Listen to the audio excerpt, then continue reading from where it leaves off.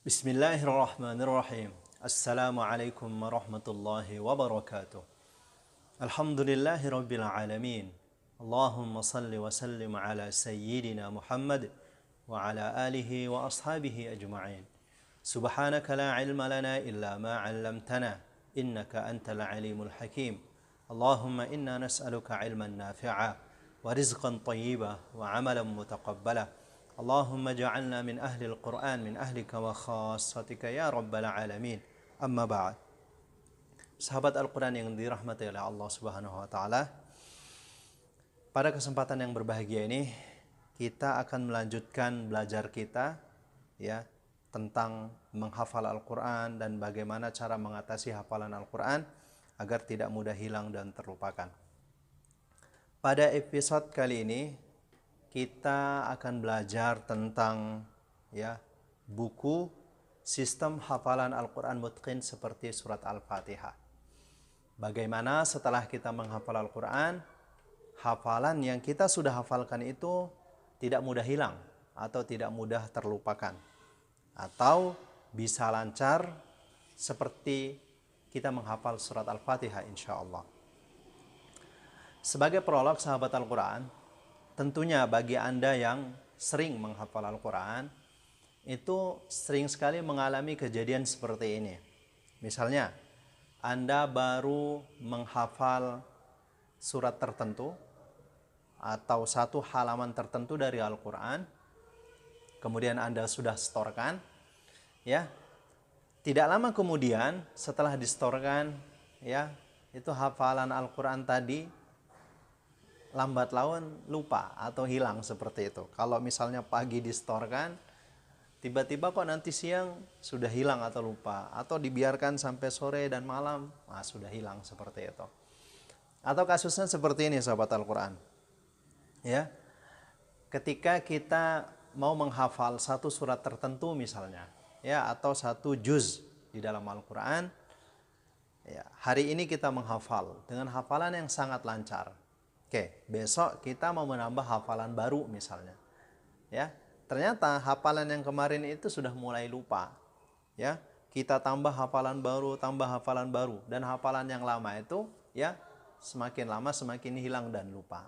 Ini pasti sering terjadi kepada sahabat Al-Quran, dan saya juga pernah merasakan seperti itu. Dan itu luar biasa perjuangannya. Atau mengalami juga kasus seperti ini. Misalnya sahabat Al-Quran punya hafalan sudah tinggi atau beberapa juz, misalnya anggaplah 10 juz atau 20 juz, atau mungkin sahabat Al-Quran juga pernah menghafal Al-Quran 30 juz misalnya. Ketika di pesantren atau di sekolah atau di satu lembaga, tentu mengajinya, murojaahnya, mengulang hafalan Al-Qurannya itu lebih banyak ketika dibanding kalau kita pulang ke rumah misalnya.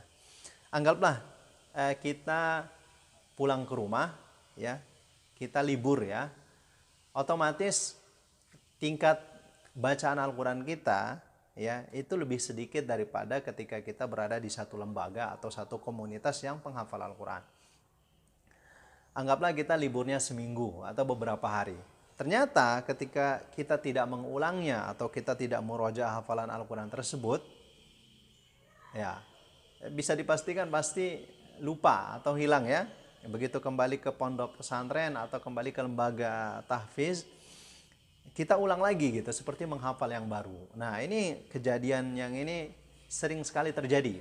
Saya sendiri menghafal Al-Quran itu selesai 30 juz ketika usia 17 tahun pada tahun 2008 kalau nggak salah. Nah, sampai tahun 2016 kurang lebih. Trial and error gitu.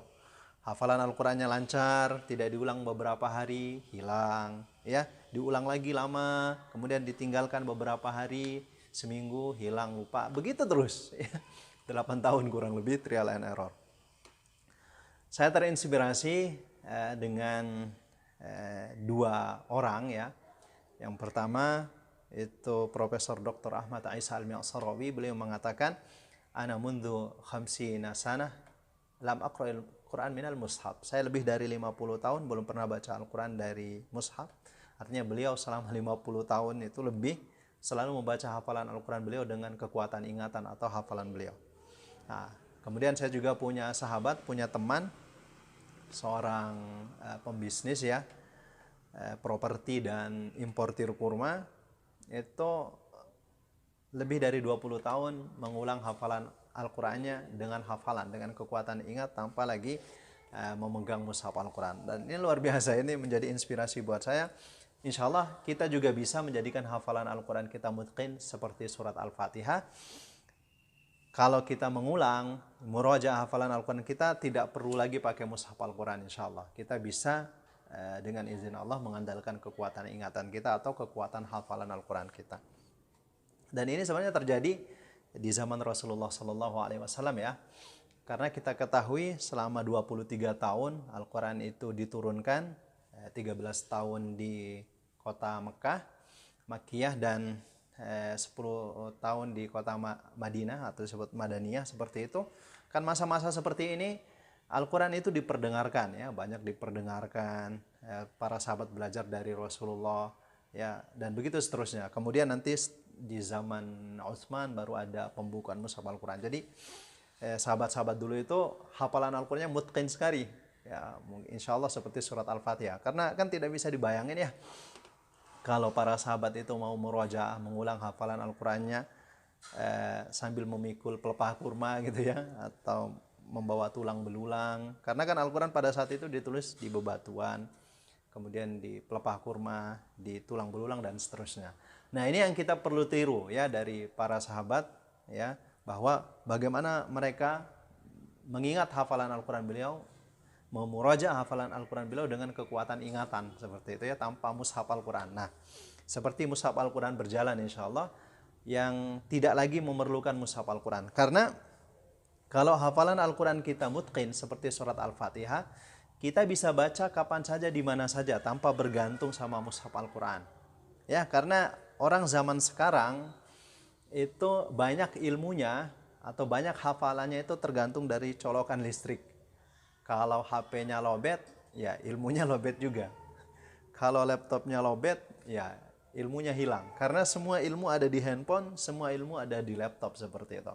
Nah, tidak berada di hati, di dalam dada, dan tidak berada di ingatan. Nah, ini ya mungkin suatu masa nanti akan terjadi tidak ada mushaf Al-Quran, atau kita tidak punya handphone.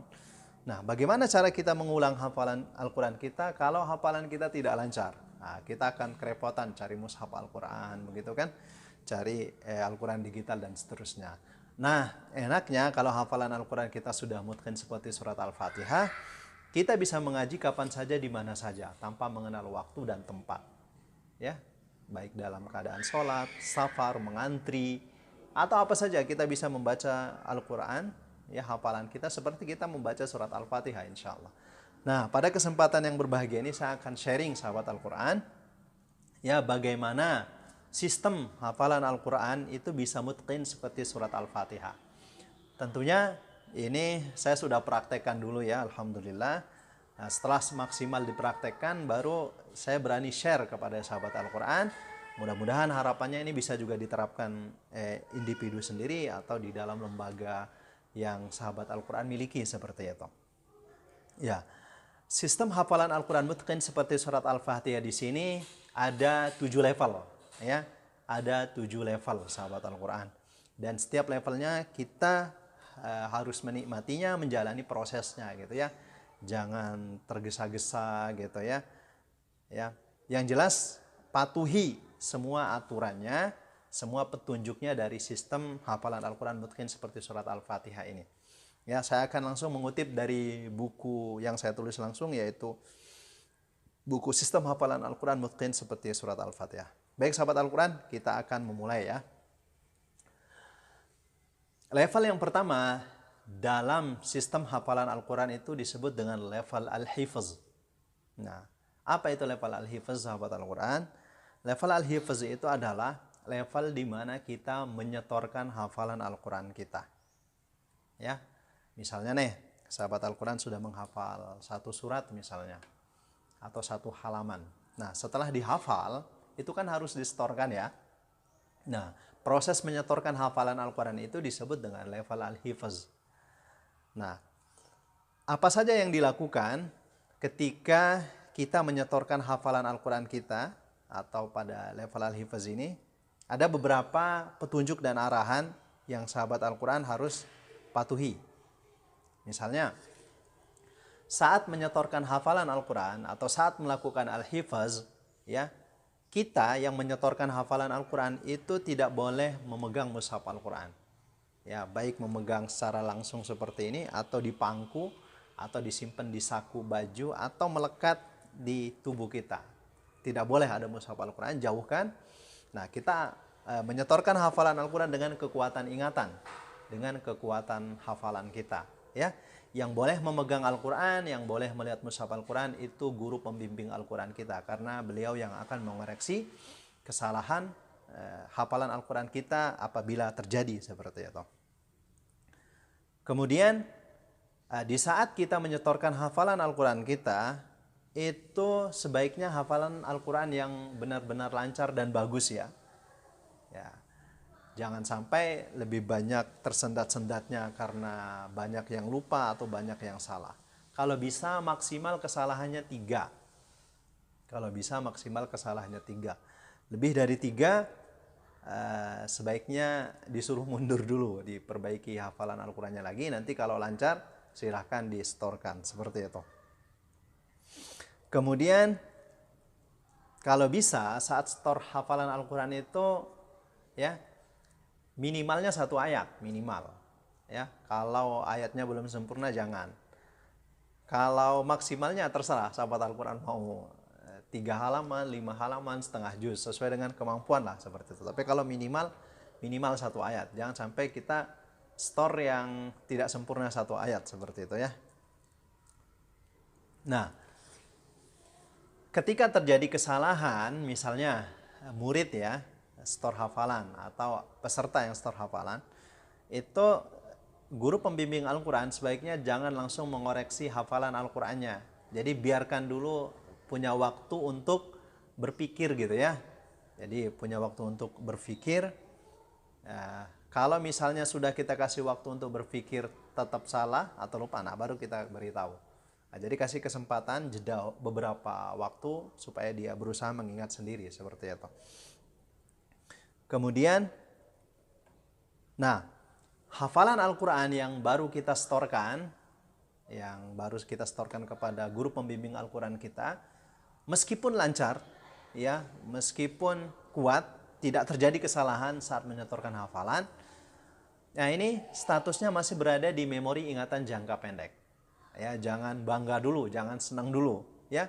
Karena hafalan Al-Quran yang baru disetorkan itu masih berada di memori ingatan jangka pendek atau short term memory yang tidak bertahan lama. Misalnya begini, sahabat Al-Quran store di waktu pagi, ya. Ya.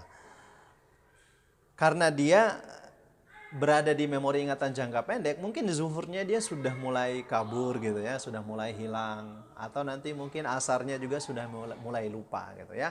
Nah, jadi begitu selesai level 1 ini, kita harus segera melakukan level yang kedua, supaya kita pastikan hafalan Al-Quran tersebut itu bisa tersimpan di dalam memori ingatan jangka panjang, ya. Jangan sampai kita biarkan berada di memori ingatan jangka pendek terus gitu. Ya, kita harus langsung segera masuk ke level yang kedua supaya hafalan Al-Quran tersebut berada di posisi yang aman, tidak mudah hilang dan terlupakan. Baiklah, penjelasan level al-hifz seperti itu. Begitu sahabat Al-Quran sudah menyelesaikan level al-hifz atau level store hafalan, kita langsung masuk ke level yang kedua. Nah, level yang kedua disebut dengan level at-tikror. Nah, apa itu level at-tikror? Nah, di level ini, sahabat Al-Quran, kita akan membaca hafalan Al-Quran kita kembali yang sudah kita storekan. Kalau misalnya kita store 1 surat, berarti yang kita at-tikror itu 1 surat. Kalau yang kita store itu 1 halaman, berarti yang kita at-tikror ya 1 halaman. Kalau yang kita hifazkan atau kita storekan 5 ayat, ya yang kita tikrorkan 5 ayat. Jadi at-tikror itu sesuai dengan jumlah yang kita hifazkan atau yang kita storekan. Nah, di level at-tikror ini sahabat Al-Quran, ya, kita akan melakukan pengulangan hafalan Al-Quran kita. Ya, pengulangan hafalan Al-Quran kita dengan kekuatan ingatan atau kekuatan hafalan tanpa pakai mushaf Al-Quran. Kalau bisa mushaf Al-Qurannya begitu sudah di store, ya, atau sudah dihifazkan, disimpan di dalam lemari, kemudian lemarinya digembok. Nah, itu lebih bagus ya, supaya tidak memegang Al-Quran. Karena tidak boleh melakukan at-tikror Anda pakai mushaf Al-Quran. Nah, at-tikror itu pengulangan dengan kekuatan ingatan atau kekuatan hafalan sebanyak 20 kali putaran. Ya, 20 kali putaran. Misalnya gini, Anda store satu surat misalnya. Ya, surah An-Naba lah ya, contoh. Kan surah An-Naba ada 40 ayat. Ya, tikror itu Anda baca dari ayat 1 sampai ayat 40. Nah, itu baru disebut satu putaran. Nah, nanti baca lagi dari ayat 1 sampai ayat 40, itu 2 putaran. Begitu terus sampai 20 kali. Dengan kekuatan ingatan, kekuatan hafalan tanpa pakai mushaf Al-Quran. Kalau Anda store 5 ayat, ya 5 ayat yang ada tikror. Dari ayat 1 sampai 5 dihitung satu putaran. Dari ayat 1 sampai 5, 2. Sampai 20 seperti itu. Ya, lakukan itu dengan kekuatan ingatan atau kekuatan hafalan. Tidak boleh pakai mushaf Al-Quran. Nah, level at-tikror ini dilakukan secara mandiri, ya, tetapi tetap dalam pengawasan ustadz atau ustadzah, pembimbing Al-Quran kita. Nah, tidak distorkan lagi. Jadi begitu kita sudah selesai store hafalan atau al-hifaz, kita duduk, kita mengulang dengan kekuatan ingatan, kekuatan hafalan kita sebanyak 20 kali secara mandiri. Ini harus jujur ya, tetap dipantau, tetap dalam pengawasan guru pembimbing Al-Qurannya. Seperti itu. Kemudian, ya, at-tikror, pengulangan hafalan Al-Quran itu dilakukan minimal 20 ya. Nah, kurang dari 20 nggak boleh. Kalau lebih boleh, seperti itu. Misalnya 19 aja dah, itu nggak boleh ya. Kalau 21 boleh, yang jelas lebih boleh. Saya pernah melakukan 40, sahabat Al-Quran, 40. Tapi saya khawatir kalau saya terapkan kepada Anda, sahabat Al-Quran, itu akan memberatkan Anda. Jadi saya berikan keringanan menjadi 20 seperti itu. Dan kalau Anda misalnya hari ini 19, Anda bilang besok satu aja gitu. Berarti kalau tidak selesai hari itu, Anda dapat 19 misalnya tikrornya, di hari besok Anda harus ulang dari awal lagi. Ya, karena tikror itu harus habis hari itu. Ya. Harus habis hari itu, tidak boleh dibesokin. Karena kalau besok itu basi gitu ya, nggak boleh gitu ya. Jadi harus habis saat itu juga. Nah, at-tikror boleh dilakukan 10 kali dengan bersuara. Ya, misalnya begini, memperdengarkan suara. Tabarakalladzi biyadihil mulku wa huwa ala kulli syai'in qadir. Atau boleh dengan 10 kali dengan bersuara atau jahar, 10 kali dengan sir, suara yang tak terdengar atau terbisik, seperti gini. Seperti itu, pelan saja gitu kan. Bisa. Atau kalau Anda mau lakukan 20 kali semua dengan jahar boleh. Tapi ini usul saya, kalau mau 10 kali jahar, 10 kali sir. Seperti itu. Kemudian menghitung at-tikror itu harus akurat, jangan dikira-kira. Kalau bisa sahabat Al-Quran pakai tasbih digital, ya. Nah, jadi begitu selesai tinggal dipencet. Jadi lebih mudah kalau kita mau ke air, kalau kita ada kegiatan, misalnya nanti masih tetap kehitung gitu ya. Atau nanti pakai manual, bisa pakai kertas, kemudian pulpen, seperti itu dihitung. Yang jelas harus akurat. Jangan sampai nggak akurat, ya. Ketika melakukan tikror, saya tanya, tikrornya udah berapa? Kayaknya udah banyak, Ustaz. Kira-kira berapa? Ini udah lancar sih hafalan saya, kayaknya udah 15. Padahal baru 5 tikrornya. Ini nggak jujur seperti itu. Tikror itu harus akurat, ya. Ditulis gitu kalau bisa, atau kalau bisa pakai tasbih digital. Ya, tidak boleh kurang dari 20. Lebih boleh, silakan. seperti itu. Dan at-tikrar juga boleh dibaca di dalam sholat. Di dalam sholat silahkan kalau Anda mau baca. Tapi saran saya kalau mau baca di dalam sholat, sebaiknya jangan tikror dari 1 ya, pengulangan 1. Nanti pengurangan dari 6. Karena kalau putaran pertama, 2, 3, 4, 5 masih sering lupa atau salah. Nah, nanti kalau sudah putaran ke-6 sampai 20 itu insya Allah sudah lancar. Nah, bagaimana kalau saat melakukan tikror kita ragu-ragu atau terjadi salah atau lupa gitu? Nah, ketika terjadi lupa atau salah, Anda boleh buka mushaf Al-Quran. Tapi saran saya sebaiknya buka itu sempurnakan dulu tikrornya. Misalnya begini, Anda melakukan tikror surah An-Naba misalnya ya, surah An-Naba sudah dapat 10 tikror misalnya. Nah ini yang ke-11-nya, putaran yang ke-11. Ketika Anda baca, ternyata ada yang lupa, ada yang salah. Apa yang saya lakukan? Sempurnakan dulu surah An-Naba'nya. Baru setelah itu cek. Ya, baru cek kesalahannya tadi. Jangan begitu lupa, langsung cek. Nah, jadi sempurnakan dulu. Jadi bikin penasaran tingkat tinggi, bikin greget tingkat tinggi. Ya, bikin penasaran Anda tingkat tinggi, nggak sabaran gitu ya. Karena semakin penasaran Anda tinggi, itu semakin berpengaruh. Ya begitu Anda buka dan Anda langsung tahu, itu insya Allah tidak akan lupa lagi di ayat yang sama seperti itu. Itu cara mengoreksi tikror.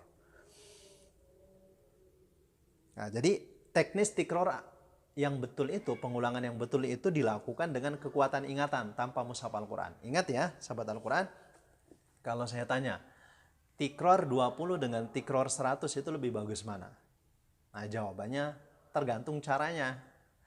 Nah kalau Anda tikrornya 20 kali dengan kekuatan ingatan, kekuatan hafalan tanpa memegang, melihat, membuka mushaf Al-Quran, itu akan lebih bagus kualitasnya, lebih kuat hafalannya daripada tikror 100 kali Anda sambil buka mushaf Al-Quran, sambil pegang, sambil lihat. Nah seperti itu. Ini ya, jadi teknis yang betul itu lakukan dengan kekuatan ingatan, kekuatan hafalan, tanpa memegang Al-Quran, tanpa melihat, tanpa membuka. Kecuali tadi, Anda ragu-ragu atau salah dalam melakukan saat tikror, nah Anda boleh mengoreksinya nanti setelah menyelesaikan putaran itu. Nah, seperti itu ya teknis yang betul. Nah, kalau memang situasinya memungkinkan, misalnya Anda lupa atau salah, ya dalam melakukan proses tikror, Anda jangan buka mushaf Al-Quran, jangan lihat. Nah, minta ustadzah Anda yang mengecek langsung memberitahu Anda atau minta kepada teman Anda. Nah ini akan kuat sekali pengaruhnya ya, karena Anda mendengar ya, menyimak. Nah itu lebih kuat daripada Anda melihat sendiri seperti itu ya. Nah ini kurang lebih at-tikror. Kita sudah pelajari 2 level, yaitu level al-hifz dan level at-tikrar. Silakan sahabat Al-Quran dipraktekkan. Ya insya Allah setelah berikut ini kita akan belajar level yang ketiga, keempat, dan seterusnya. Oke baik, terima kasih sahabat Al-Quran. Semoga bermanfaat. Ya semoga Allah memberikan kita hafalan Al-Quran yang kuat, mutqin seperti surat Al-Fatihah. Terima kasih atas segala perhatiannya. Mohon maaf atas segala kekurangan. Saya akhiri dengan alhamdulillahirabbil alamin. Subhanakallahumma wa bihamdik asyhadu an la ilaha illa anta astaghfiruka wa atubu ilaik. Assalamualaikum warahmatullahi wabarakatuh.